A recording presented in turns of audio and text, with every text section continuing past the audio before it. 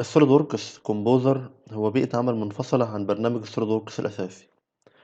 ده برنامج بنثبته كحزمة منفصلة أثناء تثبيت البرنامج الخاص بالسوليد ووركس، ولكن أنت بإمكانك تثبته بشكل مستقل، وبيظهر معاك في تو فيرجنز. الفيرجن الأولانية هي الفيرجن اللي باللون السيلفر أو اللون الفضي، واسمها سوليد ووركس كومبوزر بلاير، وده عبارة عن سوفت وير مجاني تقدر من خلاله تعرض ملفات السوليد ووركس كومبوزر وتتعامل معاه، ولكن ده very limited وما بنشتغلش بيه.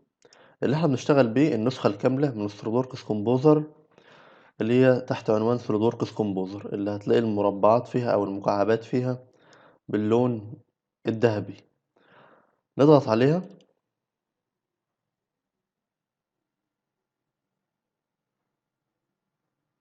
هيبدأ يفتح معانا برنامج السوليدوركس كومبوزر.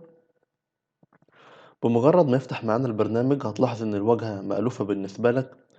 هي واجهة البرنامج سهلة، عبارة عن مجموعة من النوافذ، والنوافذ دي ليها أيقونات والأيقونات واضحة. فالتعامل مع بيئة العمل أو اليوزر انترفيس في البرنامج من أسهل اليوزر انترفيس، واللي بنسميها ويندوز بيزد سوفت وير، لأن هي معتمدة على مجموعة من النوافذ. حتى لما تفتح أمر من الأوامر دي هيديك برضو مجموعة من النوافذ.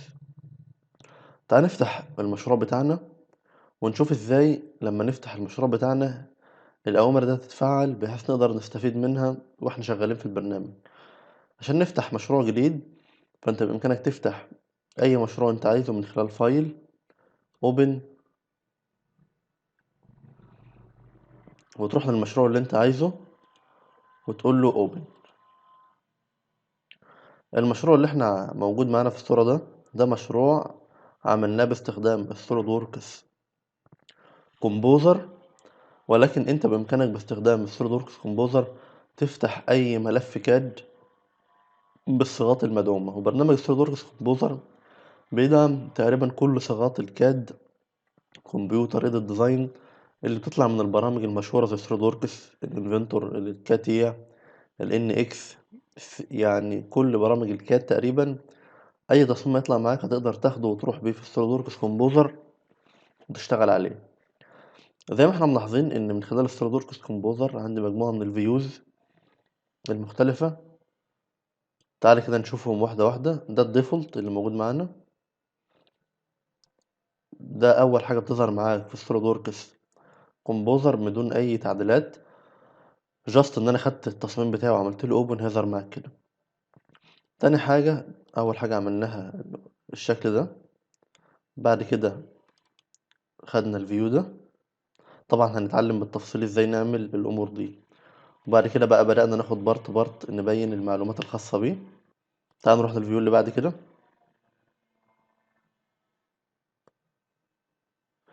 تعال نقفل التايم لاين دلوقتي ونروح للفيو اللي بعد كده. طبعا كل الامور دي في غاية الافادة لما نكون بنتكلم على assembly instruction.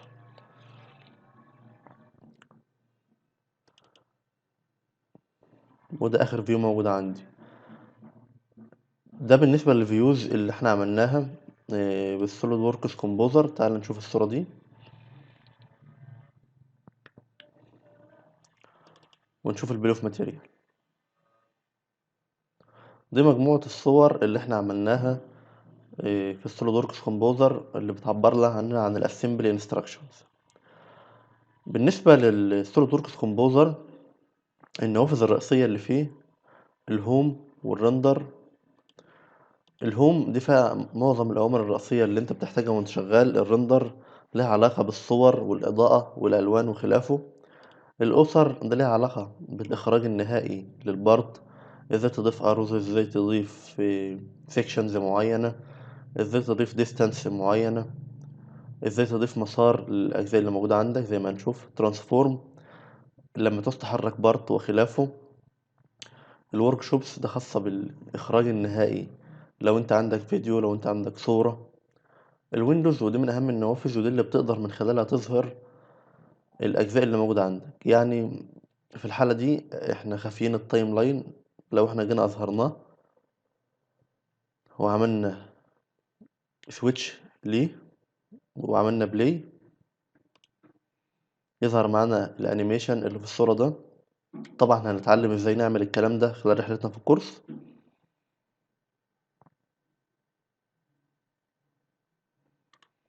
تعالى نعمل سويتش اوف للتايم لاين لان مش محتاجه حاليا.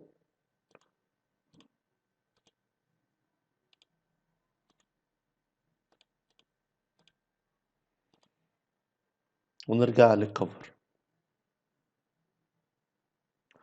اقدر برضو اظهر كل النوافذ اللي انا عايزها او اخفيها. اقدر اظهر البيل اوف ماتيريال او اخفيها. يعني مثلا في الحالة دي احنا عندنا الاسمبلي فيها كل البارتات اللي موجودة عندي. تقدر تخفيها. الاسمبلي تري اصبحت غير موجودة، عايز تظهرها. كذلك الكولابوريشن دي فيها بقى الكاميرات اللي انت اضفتها للتصميم والاضواء والمسارات والليبلز او التكستشر لو انت كنت اضفت تكستشر.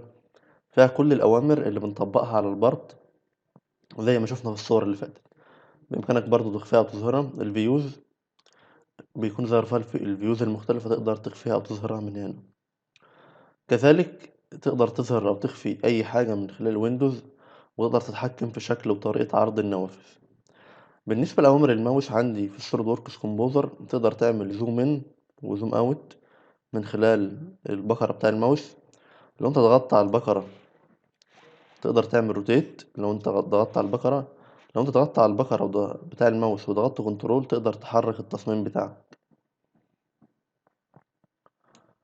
برضو لو انت وقفت بره بقى في الانفايرومنت الخارجية تقدر تعمل زوم ان تقدر تعمل زوم ان وزوم اوت. ولكن لو ضغطت كنترول وانت بره كده هتقدر تعمل زوم ان وزوم اوت للتمبلت اللي عندك كامل. يعني لو انت هنا وبتعمل زوم ان وزوم اوت وتضغط كنترول هيعمل لك للانفايرمنت كامله. او بامكانك تتحكم فيها ببساطه من هنا، من الريبون اللي او الشريط اللي موجود عندك تحت.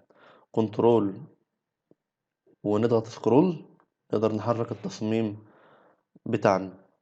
لو احنا رجعنا للهوم هلاقي برضو عندي اوامر السلكشن. عندي روتيت مود وعندي البان مود، ده لو انت حابب تستخدم جاست الماوس. وهتلاقي عندك أوامر خاصة بالزوم مود. كل المودز اللي موجودة عندنا في الماوس هنلاقيها هنا وأكتر كمان. يبقى إذا شفنا النوافذ الرئيسية في السوليد ووركس كومبوزر، وعرفنا إن النوافذ دي واضحة وسهلة الاستخدام ومشابهة كتير جدا للنوافذ اللي موجودة عندنا في برامج أخرى. يلا بينا بقى نبدأ نشوف إزاي هنبدأ رحلتنا في السوليد ووركس كومبوزر.